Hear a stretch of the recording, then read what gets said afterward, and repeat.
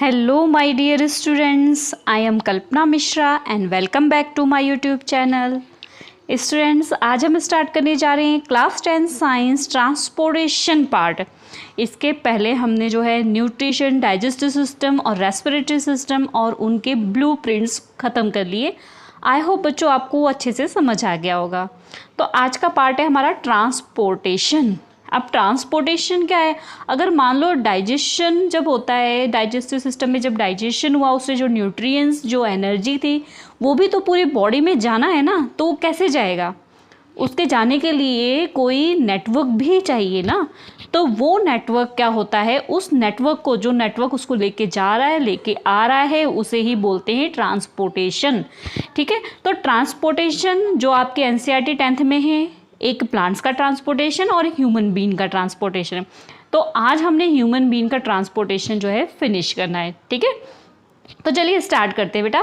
Transportation में सबसे पहले क्या होता है, सबसे पहले आपने ह्यूमन बीइंग के बारे में हम पहले डिटेल में पढ़ेंगे और प्लांट्स के बारे में जो है नेक्स्ट वीडियो में पढ़ेंगे। ठीक है, तो अब जब हमारा न्यूट्रिएंट्स आया, ठीक है, तो उस न्यूट्रिएंट्स को पूरी बॉडी में कौन लेके जाता है? ब्लड। ठीक है, अगर हम ट्रांसपोर्टेशन का वर्क किसी को फाइनली माने कौन करता है, वो क्या करता है? ब्लड करता है। ब्लड अपने साथ लेके जाता है और लेके आता है। ठीक है, ऑक्सीजन को पूरी बॉडी में पहुंचाना और पूरी बॉडी से कार्बन डाइऑक्साइड को लेके आना कौन काम करता है? ब्लड। ठीक है, तो चलो हम इसको डिटेल में पढ़ते हैं। ट्रांसपोर्टेशन, ठीक है, ट्रांसपोर्टेशन मीन्स क्या हो गया? Human being like other multicellular organism need regular supply of food, oxygen. अब सभी को जरूरत है ना अपने फूड को पूरी बॉडी में पहुंचाने की, ऑक्सीजन को पहुंचाने की। तो ये फंक्शन जो परफॉर्म करता है उसे बोलते हैं सर्कुलेटरी सिस्टम, या फिर उसको क्या बोलते हैं? ट्रांसपोर्टरी सिस्टम। ठीक है, तो इस तरीके से आप इस चीज़ को अच्छे से समझोगे कि जो हमारे ज़रूरत होती है हमारी बॉडी को, चाहे वो फूड की ज़रूरत हो, चाहे वो ऑक्सीजन की ज़रूरत है, और उनका जो यहाँ से लेके जाता है, मतलब पूरा लेके जाना, उसे बोलते हैं सर्कुलेटरी सिस्टम या फिर ट्रांसपोर्टरी सिस्टम। ठीक है, तो ये सर्कुलेटरी सिस्टम जो ह्यूमन बीइंग में कुछ पार्ट्स में, मतलब कुछ टाइप के कंसिस्ट होता है। कैसे होता है कंसिस्ट? फर्स्ट क्या होता है, इसमें पंपिंग ऑर्गन होता है। कौन कौन से ऑर्गन इसमें काम करते हैं? दूसरा होता है ब्लड वेसल्स। देखो पंपिंग ऑर्गन कौन सा होता है? हार्ट, जो क्या करता है? ब्लड को पंप करता है। ठीक है, यही प्रेशर देता है तभी तो ब्लड आगे को भागता है। अगर इसको ब्लड को प्रेशर कोई नहीं देगा तो वो आगे तो फ्लो ही नहीं हो पाएगा। तो हार्ट क्या करता है? प्रेशर देता है। अब उस प्रेशर के थ्रू ब्लड को जो पूरी बॉडी में लेके जाता है और वो बॉडी में लेके आता है, वो काम क्या करती है? Blood vessels. ठीक है, और ब्लड वेसल्स में कौन कौन सी होती है? आर्टरीज और वेन्स। ठीक है, नेक्स्ट हो जाता है हमारा सर्कुलेटरी मीडियम्स, जो हमारे सारी चीज़ को सर्कुलेट कर रहा है। मीन्स कौन सर्कुलेट कर रहा है? ठीक है, लेके जाने का, लेके आने का काम तो आर्टरीज कर रही है, वेन्स कर रही है, पर उनके बीच में जो फ्लो हो रहा है वो क्या है? Blood and limbs. ये क्या करते हैं? वो सारे चीज़ों को, कार्बन डाइऑक्साइड हो या ऑक्सीजन हो या फूड मटेरियल्स हो, इनको लेके जाना, पूरी बॉडी में घुमाने का काम कौन कर रहा है? ब्लड कर रहा है। ठीक है, तो चलिए सबसे पहले हम फर्स्ट पार्ट को डिटेल में पढ़ते हैं, जो हमारा ह्यूमन बीइंग में कंसिस्ट है सिस्टम, सर्कुलेटरी सिस्टम में। सबसे पहले हम पढ़ेंगे हार्ट के बारे में।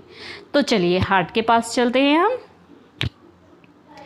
ये हमारा जो है ह्यूमन बीइंग का हार्ट है। तो हमारा ट्रांसपोर्टेशन किसके द्वारा होता है? हार्ट के द्वारा। ठीक है, तो ट्रांसपोर्टेशन इन ह्यूमन बीइंग पढ़ेंगे हम सबसे पहले। तो सबसे पहले हमारा ट्रांसपोर्टेशन मेन ऑर्गन हम उसको क्या बोलेंगे? हार्ट।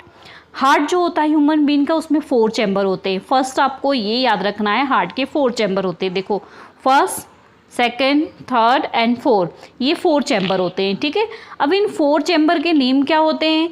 फर्स्ट आपका होगा राइट आर्ट्रियम। अब देखो मैं अगर मोबाइल की तरफ अपना फेस करके बैठी हूँ तो मेरा तो राइट ये होगा, ठीक है, और मेरा लेफ्ट ये होगा, लेकिन हमें अपोजिट देखना है। हमें अपना बैक साइड आप मोबाइल या फिर लैपटॉप के साइड पीछे करके बैठो और फिर देखो, और फिर देखोगे तो आपका क्या पाओगे कि ये आपका राइट साइड आएगा और ये क्या होगा? लेफ्ट साइड होगा। ठीक है, मीन्स जो आपका फेस है वो क्या होना चाहिए? सामने होना चाहिए। ठीक है, तो अब क्या हो गया हमारा? ये हो गया हमारा लेफ्ट और ये हो गया हमारा, ये जो हमारा 1 chamber, second chamber, third chamber, fourth chamber, 4 chamber हो गए।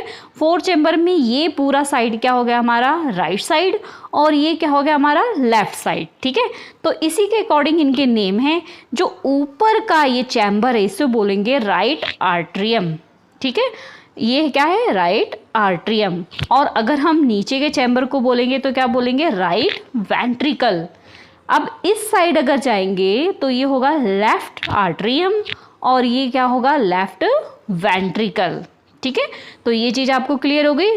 क्या हो गया कि हमारा जो हार्ट है वो 4 चैम्बर में डिवाइड है। 4 चैम्बर कौन कौन से हो गए, राइट आर्ट्रियम, ठीक है, अरिकल भी इसको बोलते हैं, ठीक है। तो कंफ्यूज नहीं होना है आपको अगर अरिकल भी बोल दिया तो राइट आर्ट्रियम, राइट वेंट्रिकल, और उसके बाद लेफ्ट आर्ट्रियम और लेफ्ट वेंट्रिकल। अब ये 4 चीज़ें आपको पता लग गई। अब देखो सबसे पहले हम राइट साइड में चलते हैं। राइट साइड में जो है यहाँ पर सारा क्या होता है CO2 वाला ब्लड होता है, मीन्स इम्प्योर ब्लड होता है, और यहाँ पर होता है ऑक्सीजनेटेड ब्लड, मीन्स क्या होता है ऑक्सीजन, ठीक है, उस ब्लड में। अब ये जो दो हमारा साइड है, इस साइड को क्या करती है एक वॉल्व होती है, वो वॉल क्या होती है इन दोनों साइडों को एक दूसरे से अलग करती है। तो उस वॉल को क्या बोलते हैं, उसे बोलते हैं इस सेप्टम, ठीक है। वो सेप्टम जो है उसको क्या बोलेंगे, एक तरीके से डिवाइडिंग वॉल है जो लेफ्ट साइड और राइट साइड को क्या करती है अलग करके रखती है, ठीक है। तो चलो अभी तो हमने हार्ट का स्ट्रक्चर पढ़ लिया। हार्ट के स्ट्रक्चर में 4 चैम्बर थे। 4 चैम्बर में right atrium, right ventricle, left atrium, left ventricle, ठीक है। और उसके बाद हमने देख लिया कि बीच में क्या होती है सेप्टम होता है जो डिवाइडिंग वॉल है, जो कि लेफ्ट साइड और राइट साइड को दोनों को अलग रखती है, ठीक है। तो अब इसका फंक्शन देखते हैं कि ये कैसे, ये तो पता चल गया, मैंने आपको बता दिया इस साइड जो है CO2 होता है, यहाँ पर O2 होता है।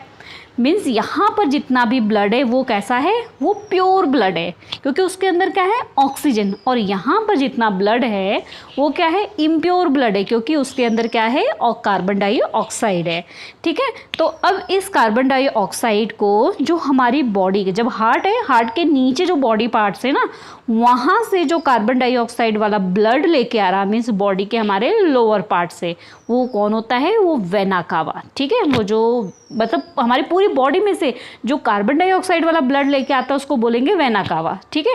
और वो कार्बन डाइऑक्साइड वाला ब्लड जो नीचे के पार्ट से एक वेना कावा लेके आ रही है यहाँ से, और एक जो है ऊपर के पार्ट से लेके आ रही है वेना कावा यहाँ से। समझ आई बात, ठीक है। तो अब देखो ध्यान से, यहाँ से आया कार्बन डाइऑक्साइड वाला ब्लड नीचे के बॉडी पार्ट से, और यहाँ से आया ऊपर के बॉडी पार्ट से। अब वो आके कहाँ इकट्ठा हुआ, वो इकट्ठा हुआ राइट आर्ट्रियम में, ठीक है। राइट आर्ट्रियम में जब इकट्ठा हुआ तो राइट आर्ट्रियम क्या हो गया, फैल गया, एक्सपैंड हो गया, ठीक है। जब वो फैल गया तो मीन्स यहाँ पे ब्लड इकट्ठा हो गया। अब उस ब्लड में को आगे भेजना है, उस ब्लड को आगे भेजने के लिए क्या होगा, कॉन्ट्रैक्ट होगा, सिकुड़ेगा। जब ये सिकुड़ेगा तो ये ब्लड फटाक से कहाँ चला जाएगा, नीचे की तरफ चला जाएगा, ठीक है। तो अभी नीचे की तरफ जाने के लिए यहाँ पर ना एक वॉल्व होती है, ये ऊपर का आर्ट्रियम और वेंट्रिकल के बीच में एक वॉल्व होती है, ठीक है। एक यहाँ पर भी होती है वॉल्व, इस वॉल्व को बाइकस्पिड वॉल्व कहते हैं और इसको कहते हैं ट्राइकस्पिड वॉल्व। इसका काम क्या होता है, जब ये चीज़ सिकुड़ा ना, जब ये चीज़ कॉन्ट्रैक्ट हुआ तो यहाँ का ब्लड थपाक से कहाँ आ गया, नीचे आ गया, ठीक है। अब जब ये थपाक से नीचे आ गया ब्लड, तब क्या होगा कि अब ये कॉन्ट्रैक्ट हुआ था, यहाँ ब्लड आया तो ये क्या हो गया, एक्सपैंड हो गया। अब ये एक्सपैंड हुआ तो अब क्या हो गया, ये फूल जाएगा, लेकिन जब यहाँ प्रेशर ज़्यादा होगा तो ये क्या करेगा, कोशिश करेगा कि ये वापस ऊपर को जाए। तो इस टाइम में जो यहाँ पर वॉल होता है ना वो बंद हो जाता है, वो ऊपर से तो नीचे आने देता है ब्लड को, लेकिन नीचे से ऊपर नहीं जाने देता है, ठीक है। तो इस तरीके से वो क्या करता है, बंद कर देता है रास्ता, ठीक है। अब हम कहाँ तक पहुँचे, यहाँ पर आया ब्लड, यहाँ से मीन्स प्रेशर पड़ा और कॉन्ट्रैक्ट हुआ तो कहाँ चला गया, यहाँ वेंट्रिकल में चला गया। अब वेंट्रिकल में जो है ये एक्सपेंड हो गया, बाद में ये क्या हो गया, कॉन्ट्रैक्ट हुआ। अब ये कॉन्ट्रैक्ट हुआ तो ब्लड यहाँ से कहाँ जाएगा, ये जाएगा पल्मोनरी आर्टरी के थ्रू लंग्स में जाएगा। अब इसके अंदर क्या था, जब ये पूरी बॉडी से आ रहा है जब बॉडी से आ रहा है ना, ये जब कोई चीज़ बॉडी से आ रही है तो इसका मतलब इसके अंदर क्या है, कार्बन डाइऑक्साइड, डीऑक्सीजनेटेड ब्लड जिसके अंदर कार्बन डाइऑक्साइड है। तो ये जो पल्मोनरी आर्टरी है ये लेके जाएगी इसको किसके पास, ये लेके जाएगी लंग्स के पास, और लंग्स से कहेगी भाई ये हमारा कार्बन डाइऑक्साइड ले लो और हमें ऑक्सीजन दे दो, ठीक है। तो वहाँ पे ये क्या करेगी, इसको लंग्स को कार्बन डाइऑक्साइड एक्सचेंज करके फिर ब्लड क्या करेगा, वहाँ पर अपने अंदर ऑक्सीजन को भर लेगा लंग्स के थ्रू, और फिर वहाँ से कौन लेके आएगा, पल्मोनरी वेन। पल्मोनरी वेन वहाँ से लेके आएगी कौन सा ब्लड, जिसके अंदर क्या है, ऑक्सीजन प्रेजेंट है। इट मीन्स वो प्योर ब्लड है। यहाँ पर क्या था, इम्प्योर ब्लड था, और यहाँ पर कैसा ब्लड है, प्योर ब्लड है, ठीक है। अब पल्मोनरी वेन लेके आई, कहाँ लेके आई, सबसे पहले कहाँ गई, लेफ्ट आर्ट्रियम में, ठीक है। लेफ्ट आर्ट्रियम में हमारे पास क्या है, प्योर ब्लड है, ठीक है। सेम ऐसे ही जब ये एक्सपेंड हो गया, अब उसके बाद जब क्या हुआ, ये कॉन्ट्रैक्ट हुआ तो ये ब्लड सारा कहाँ चला गया, नीचे चला गया, लेफ्ट वेंट्रिकल में। अब लेफ्ट वेंट्रिकल एक्सपेंड हो गया, ठीक है। तो यहाँ पर जो है एक वॉल्व है, वो कौन सा है, ट्राइकस्पिड वॉल्व है, जो ब्लड को वापस ऊपर नहीं जाने देगा। फिर जब ये कॉन्ट्रैक्ट हुआ ना, जब ये कॉन्ट्रैक्ट होगा तो ब्लड ऊपर जा सकता है ना, तो इसलिए ये वॉल्व जो है वो बंद कर देता है कि वहाँ ना जा पाए, ठीक है। तो अब यहाँ पर जब ये कॉन्ट्रैक्ट हुआ तब यहाँ से ये चल पड़ा ब्लड, और किसके थ्रू गया, अरोटा के थ्रू। अरोटा के थ्रू कहाँ चला गया, पूरी बॉडी पार्ट्स में चला गया। समझ आया। अब जब ये पूरी बॉडी पार्ट में कैसा ब्लड गया, हमारा ऑक्सीजन वाला ब्लड गया है ना, तो ये ऑक्सीजन वाला ब्लड पूरी बॉडी पार्ट्स में जहाँ जहाँ इसकी ज़रूरत है वहाँ पर ये क्या हो जाएगा, ये एब्जॉर्ब हो जाएगा, और वहाँ से कार्बन डाइऑक्साइड को ले लेगा, और वो कार्बन डाइऑक्साइड फिर से यहाँ से क्या होगी, इसके अंदर चली जाएगी। अब आपने देखा ना, ब्लड जो है 2 बार राउंड किया, यहाँ गया फिर यहाँ से अंदर आया, मतलब 2 बार हमारे हार्ट में राउंड करता है, इसलिए इसे डबल सर्कुलेशन भी कहते हैं। बहुत इंपॉर्टेंट क्वेश्चन है डबल सर्कुलेशन, ठीक है। वो मैं आपको आगे एनसीईआरटी के क्वेश्चंस कराऊंगी तो उसमें भी बताऊंगी, ठीक है। तो यहाँ पर आपके लिए बहुत इंपॉर्टेंट है, आपको इसका कंस्ट्रक्शन, फंक्शन और डायग्राम की लेबलिंग बहुत अच्छे से आनी चाहिए, ठीक है। आई होप बच्चों ये आपको बहुत अच्छे से समझ आ गया है, ठीक है। तो चलिए हम इसको कुछ रे डायग्राम के थ्रू, हम एक फ्लो चार्ट के थ्रू इसको और अच्छे से समझने की कोशिश करते हैं। देखो बच्चों, सबसे पहले हमने जो सर्कुलेशन था, हमारा सर्कुलेटरी सिस्टम था, हम बात किसकी कर रहे थे, हार्ट की बात कर रहे थे, ठीक है। तो वहाँ मैंने आपको डायग्राम के थ्रू समझाया था, आई होप आपको अच्छे से समझ आ गया होगा। तो सबसे पहले मैंने क्या बात किया था, तो कि डीऑक्सीजनेटेड ब्लड था, वो कहाँ से आ रहा है, वो आ रहा है बॉडी पार्ट्स से, ठीक है। ये बॉडी पार्ट्स से डीऑक्सीजनेटेड ब्लड मीन्स उसके अंदर क्या है, कार्बन डाइऑक्साइड है। उसको लेके कौन आ रहा था, वेना कावा, ठीक है। अब वेना कावा कहाँ लेके गया, राइट आर्ट्रियम में। यहाँ पर एक बात याद रखना, जो हमारा हार्ट है उसके राइट साइड क्या होता है, इम्प्योर ब्लड, और लेफ्ट साइड क्या होता है, प्योर ब्लड, ठीक है। राइट आर्ट्रियम में आ गया ब्लड। राइट आर्ट्रियम क्या था, रिलैक्स था। अब राइट आर्ट्रियम को क्या होना पड़ेगा, कॉन्ट्रैक्ट होना पड़ेगा। राइट आर्ट्रियम कॉन्ट्रैक्ट हुआ तो ब्लड कहाँ चला गया, राइट वेंट्रिकल में चला गया। अब राइट वेंट्रिकल भाई क्या है, रिलैक्स है। अब जब राइट वेंट्रिकल क्या होगा, कॉन्ट्रैक्ट होगा, तो ये ब्लड कहाँ चला गया भाई, लंग्स में चला गया। लंग्स में क्या हुआ, और कार्बन डाइऑक्साइड ले लिया और ऑक्सीजन उसके अंदर डाल दिया। तो अब कैसा ब्लड हो गया, ये ऑक्सीजनेटेड ब्लड। यहाँ पर कैसा था, डीऑक्सीजनेटेड ब्लड।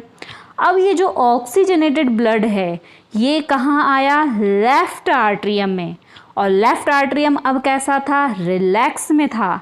फिर लेफ्ट आर्ट्रियम को क्या होना पड़ा, कॉन्ट्रैक्ट होना पड़ा, और फिर उसके बाद वो कहाँ चला गया, लेफ्ट वेंट्रिकल में। लेफ्ट वेंट्रिकल रिलैक्स है, फिर वो भी क्या हुआ, कॉन्ट्रैक्ट हुआ, तो वो कहाँ चला गया, लेफ्ट कहाँ गया, वेंट्रिकल में, ठीक है। लेफ्ट वेंट्रिकल कॉन्ट्रैक्ट हुआ तो कहाँ चला गया, अरोटा के थ्रू पूरी बॉडी में, ठीक है।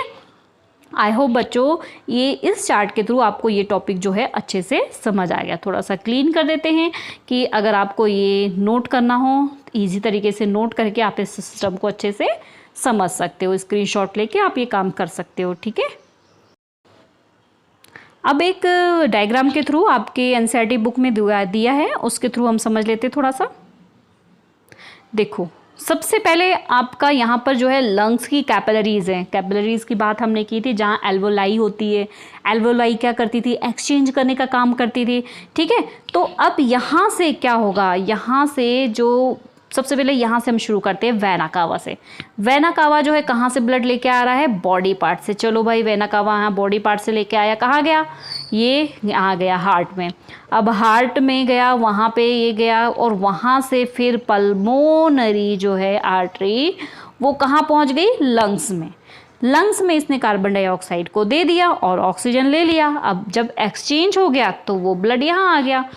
अब यहाँ पर जो पल्मोनरी वेन है वो लंग्स से ब्लड को लेके आई, इस साइड में यहाँ अंदर गया, फिर यहाँ से ये ब्लड कहाँ गया? पूरी बॉडी में गया। अब पूरी बॉडी में जाने के बाद यहाँ पर जो है कैपिलरीज होती हैं। ठीक है, जैसे कि लंग्स में थी कैपिलरीज एक्सचेंज करने का काम कर रही थी, ऐसे यहाँ पर भी कैपिलरीज होती हैं। तो अब ये कैपिलरीज में जब ये ब्लड आया तो यहाँ पर क्या होता है? जो ऑक्सीजन है वो सारा एब्जॉर्ब हो के बॉडी पार्ट्स तक चला गया, और जो कार्बन डाइऑक्साइड है वो रह गया। अब यहाँ पे प्रेशर इतना ज़्यादा होता है ना कि कुछ ब्लड जो है यहाँ से रिसने लग जाता है, मीन्स बाहर आने लग जाता है। और जो थोड़ा थोड़ा सा वो जो ब्लड बाहर आ रहा है ना, वो क्या होता है? उसको बोलते हैं हम लिम्स। वो क्या बोलते हैं? लिम्स। ठीक है, तो वो जो थोड़ा थोड़ा पार्ट्स बाहर आ रहा है उसे क्या बोलेंगे? लिम्स। ठीक है, और बाकी पार्ट्स तो क्या होगा? यहाँ से वेन के थ्रू आगे ब्लड जो है सेम ऐसे ही पूरी तरीके से ऐसे पूरे क्या करता रहता है? फ्लो करता रहता है। ठीक है, आई होप इस डायग्राम के थ्रू आपको समझ आ गया कि एक तरीके से आपकी बॉडी में ये सारा काम हो रहा है। ठीक है, और ये सिस्टम जो है आपकी बॉडी में ये फंक्शन कर रहा है कि लंग्स में कैसे हमारा ब्लड आ रहा है और कैसे जा रहा है। ठीक है, अभी जो ब्लड फ्लो हो रहा है ना, एक प्रेशर के थ्रू फ्लो हो रहा है। एक प्रेशर इस पे आ रहा है तभी तो ये फ्लो हो रहा है ना, तो इसे क्या बोलते हैं? Blood pressure. ठीक है, तो आपने देखा होगा ना, डॉक्टर ब्लड प्रेशर जो है मेज़र करते हैं और बताते हैं क्या है आपका ब्लड प्रेशर। ठीक है, तो चलिए उसके बारे में थोड़ा सा हम पढ़ लेते हैं। देखो, ब्लड प्रेशर क्या है? जो फोर्स हमारे ब्लड में जा रहा है और वो वेसल्स में जिस फोर्स से बह रहा है, तो उसे ही क्या बोलते हैं? Blood pressure. ठीक है, अब ये ब्लड प्रेशर किस में? आर्टरी में और वेन में होता है। तो ये प्रेशर जो है अगर हार्ट के अंदर होता है, ठीक है, तो वो उसे बोलते हैं सिस्टोन। ठीक है, वो क्या होता है? सिस्टोन। ठीक है, उसे बोलेंगे सिस्टोलिक प्रेशर। और जब आर्टरी में से वेंट्रिकल में जाने पर होता है, मतलब नीचे की तरफ अगर ब्लड जा रहा है, हार्ट में था तब तो क्या हो गया? वो क्या हो गया? हार्ट की तरफ गया, तो नीचे से ऊपर की तरफ गया ना। अगर नीचे से ऊपर की तरफ गया तो उसको सिस्टोलिक प्रेशर कहेंगे। लेकिन जब हार्ट जो है वो कॉन्ट्रैक्ट हुआ और ब्लड बाहर को गया तो उसे क्या बोलेंगे? वो क्या होता है? मीन्स उस टाइम हार्ट क्या हो गया है? रिलैक्स हो गया, तो उसे बोलेंगे डिस्टोलिक प्रेशर। समझ आ गया? सिस्टोलिक जब ऊपर को ब्लड गया मीन्स हार्ट की तरफ, और हार्ट से बाहर आया तो उसे क्या बोलेंगे? Diastolic pressure. ठीक है, तो जो सिस्टोलिक प्रेशर है लगभग वो क्या होता है? 120 mm, और डिस्टोलिक प्रेशर जो होता है 80 mm। तो आपने देखा होगा ना, नॉर्मल ब्लड प्रेशर अगर डॉक्टर आपका देखेगा 120/80। ठीक है, मीन्स सिस्टोलिक अगर आपका क्या हो जाएगा? 120, और डिस्टोलिक क्या हो जाएगा? 80। तो इट मीन्स उसका ब्लड प्रेशर क्या है? नॉर्मल है। ठीक है, तो नॉर्मल ब्लड प्रेशर इस तरीके से देखा जाता है। अब ब्लड प्रेशर जो नापते हैं ना, हम तो वैसे चलो नॉर्मल अपने लैंग्वेज में बोलते हैं बीपी मशीन होती है ब्लड प्रेशर नापने के लिए, बट उसका नाम क्या होता है? उस इंस्ट्रूमेंट को हम बोलते हैं यहाँ पर, ये बोलते हैं स्फेग्मोमेनोमीटर। ठीक है, स्फेग्मोमेनोमीटर। तो ये आपको याद रखना है, बीपी मशीन नहीं बोलना है, उसको क्या बोलना है? स्फेग्मोमेनोमीटर। ये क्या होता है? ब्लड प्रेशर नापने का इंस्ट्रूमेंट होता है। ठीक है, तो अगर ब्लड प्रेशर ज़्यादा हो जाता है तो उसे क्या बोलते हैं? हाइपरटेंशन हो जाता है। ठीक है, तो ये तो हमने हार्ट के बारे में देख लिया, ब्लड प्रेशर के बारे में देख लिया। तो चलते हैं हम अगले पार्ट की तरफ। अगला पार्ट है हमारा ब्लड। ब्लड में क्या होता है? कनेक्टिव टिश्यूज़ होते हैं, ये हमने क्लास 9th में पढ़ा हुआ है। अब यहाँ पर जो कनेक्टिव टिश्यू, एक तो सॉलिड कंपोनेंट्स होते हैं जिनको ब्लड कार्पस बोलते हैं, और एक लिक्विड कंपोनेंट होते हैं जैसे कि प्लाज्मा और लिम्फ्स। ये दोनों क्या होते हैं? Liquid components. तो सॉलिड कंपोनेंट में है आरबीसी, ब्लड प्लेटलेट्स और डब्ल्यूबीसी। आरबीसी क्या करती हैं? आरबीसी एक्चुअल में ये रेड कलर के होते हैं, किसके कारण? हीमोग्लोबिन के प्रेजेंस के कारण होते हैं, और ये कैरीज क्या करते हैं? ऑक्सीजन और कार्बन डाइऑक्साइड का कैरी करते हैं, ठीक है। उसके बाद जो ब्लड प्लेटलेट्स होती है, ये जब आपको कभी चोट लग जाती है ना, तो चोट लगने के बाद थोड़ी देर बाद जो है क्लॉटिंग होने लग जाती है, मीन्स खून का जो थक्का जमने लग जाता है। अगर क्लॉटिंग ना हो ना तो क्या होगा, आपका ब्लड रेगुलर निकलता जाएगा, फिर तो सारा ब्लड बाहर निकल जाएगा। तो ये प्लेटलेट्स जो हैं वो हेल्प करती हैं ब्लड को क्लॉट करने में। अगर ब्लड क्लॉट होता है, ये किसके थ्रू होता है? ये इसमें अगर विटामिन के की कमी होती है ना तो ये प्रॉब्लम आ जाती है, इसलिए विटामिन के प्रॉपर लेना चाहिए, ठीक है। तो ये प्लेटलेट्स जो हैं ब्लड की क्लॉटिंग में हेल्प करती हैं। नेक्स्ट होता है डब्ल्यूबीसी। डब्ल्यूबीसी आपकी बॉडी को डिफेंस प्रोवाइड करती हैं, जो जर्म सेल होती है उनसे प्रोटेक्ट करती हैं, जो एंटीबॉडीज़ होती हैं वो आती है आपके बॉडी में, डब्ल्यूबीसी को ये फाइट करती हैं, जर्म्स को आपकी बॉडी में आने से रोकती हैं, ठीक है। नेक्स्ट है आपका जो येलो कलर का एक फ्लूइड होता है, वो 90% उसमें वाटर होता है और 10% उनमें ऑर्गेनिक सब्सटेंस होता है, वो क्या होता है? प्लाज्मा, ठीक है। और लिम्स के बारे में तो मैं आपको बता ही चुकी हूँ कि लिम्स क्या होता है, ठीक है। तो इस तरीके से ये आपको पता लग गया कि ब्लड में कौन कौन सी चीज़ें थी। अब नेक्स्ट हम देखते हैं जो था हमारा ब्लड वेसल्स, ठीक है। तो ब्लड वेसल्स की तरफ चलते हैं।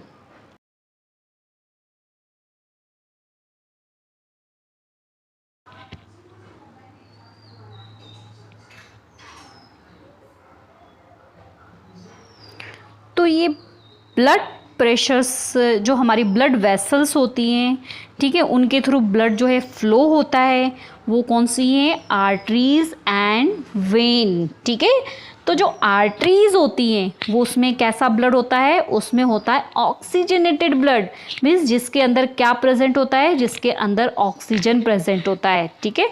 तो उसके अंदर ऑक्सीजनेटेड ब्लड होता है। और जो हार्ट टू बॉडी पार्ट्स के पास एक एक्सेप्शन केस हम कर लेंगे, पल्मोनरी आर्टरी, ठीक है, ये एक्सेप्शन केस है, ठीक है, जो कि क्या करती है? एक मिनट इसको पहले क्लीन कर। जैसे कि मैंने आपको बोला ना कि आर्टरीज को हम क्या बोल रहे हैं? उसमें ऑक्सीजनेटेड ब्लड होता है, ठीक है। लेकिन आप यहाँ करोगे, यहाँ पल्मोनरी आर्टरी है मैम, और ये बॉडी से जो है लेके आ रहा था, बॉडी का जो कार्बन डाइऑक्साइड वाला ब्लड है उसको लेके जा रहा था, तो इसके अंदर तो इम्प्योर है।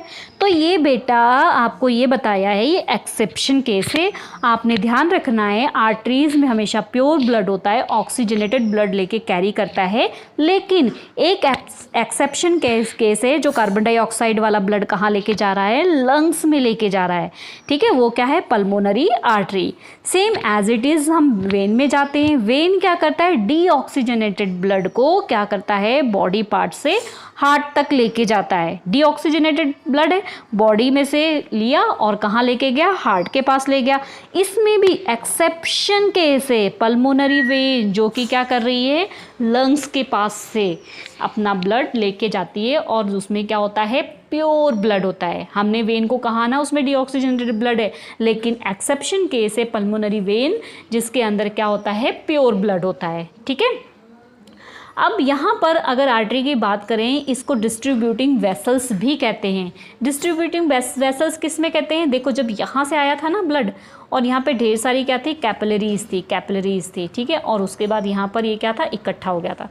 तो ये जो यहाँ से लेके आया था ब्लड, वो क्या थी? आर्टरीज थी। अब वो आर्टरीज ने क्या किया? कैपिलरीज में डिस्ट्रीब्यूट कर दिया। डिस्ट्रीब्यूट करके वहाँ से फिर ये आके क्या हो गई? इकट्ठा हो गई। तो यहाँ पर डिस्ट्रीब्यूट करने का काम कौन किया कर रही थी? आर्टरीज कर रही थी। और वहाँ से इकट्ठा होने का काम कौन कर रहा था? वेन्स कर रही थी, ठीक है। तो ये क्या होती है? इनको कलेक्टिंग वेसल्स बोलते हैं और इनको डिस्ट्रीब्यूटिंग वेसल्स कहते हैं।